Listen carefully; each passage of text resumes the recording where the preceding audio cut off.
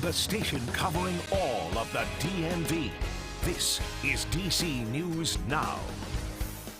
And coming up, what Jeff Bezos is saying right now about reports on what he'd give up to own the Washington Commanders. First day to file taxes finally here. The changes you need to know this year so you can stretch your dollar. And the wind created a blustery Monday, and that's just part of the weather that's marching in for the next few hours.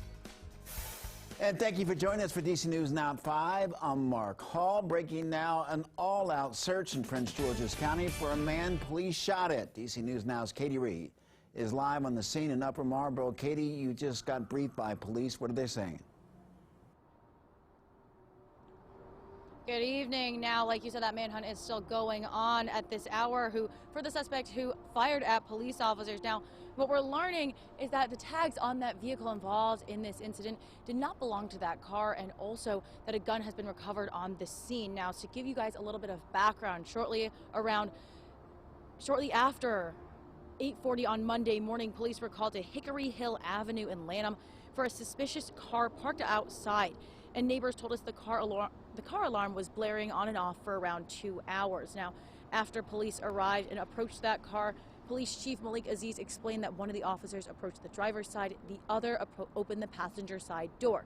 And that's when the man, they believe, pulled out a gun. Chief Aziz also explained that one of the officers then tried to stop the suspect from reaching for that gun, and it went off. And it caused the officer on the driver's side door to fire his service weapon. Now, the driver then sped off.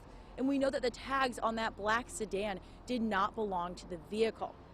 Police, like I said, did recover a gun at the scene, and the officer who fired back has been put on administrative leave and after this investigation. Now, I spoke to neighbors who live on that street, and they say this is very out of ordinary for that area, and they're really shaken up by it.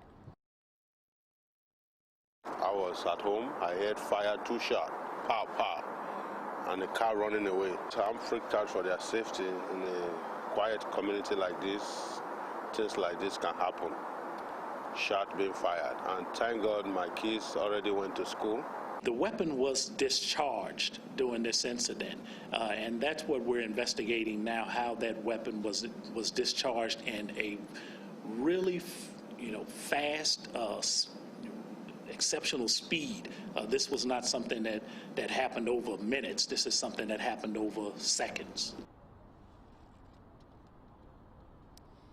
Now, like we said, this is an active investigation, and the car in question is a black sedan. And we'll bring you the latest details on air and online. But reporting in Upper Marlboro, Katie Ree, DC News Now.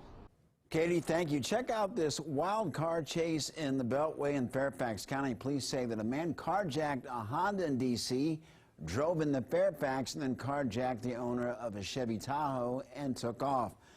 They were able to stop him using a pit maneuver. No one was hurt. He's now facing several charges in at least 2 jurisdictions.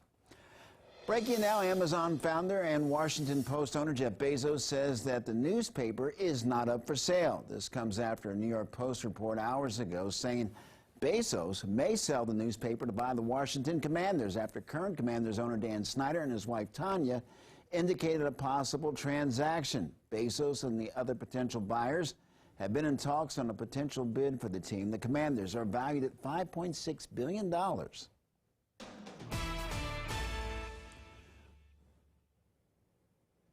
taking a look outside, now we're joined by meteorologist Damon Matson. And Damon, obviously today was one of those days that we could easily forget about.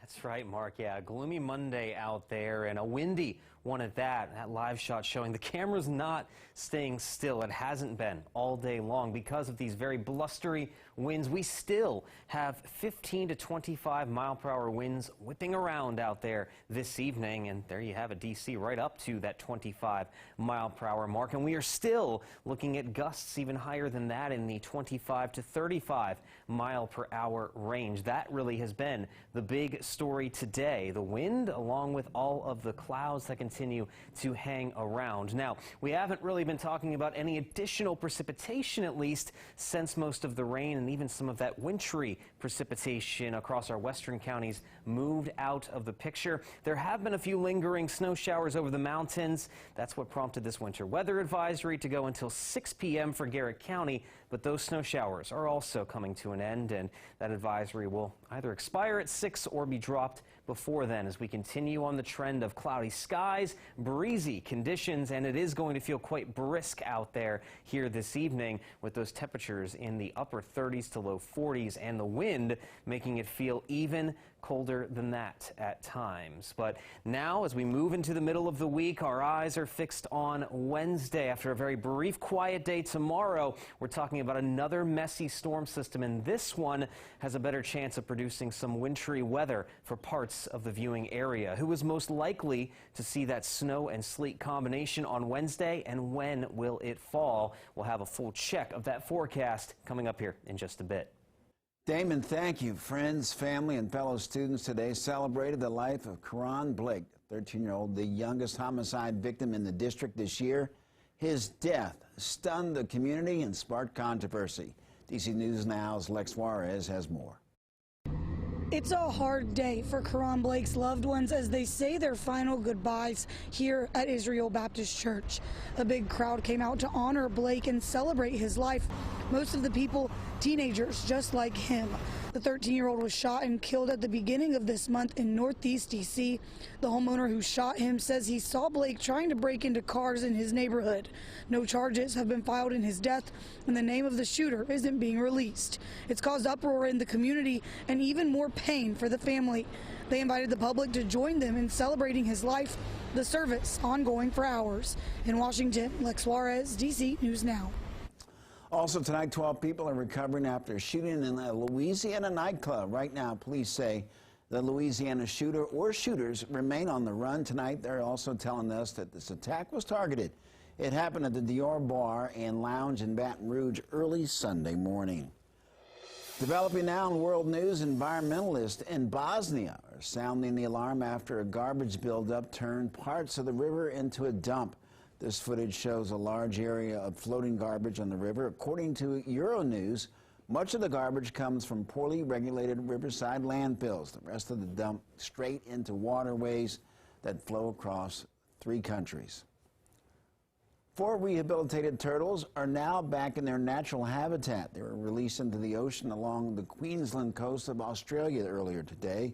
The 4 green turtles were rescued between August and November of last year. They underwent extensive rehabilitation to prepare for their release, which comes just ahead of beach cleanup for next month's breeding season.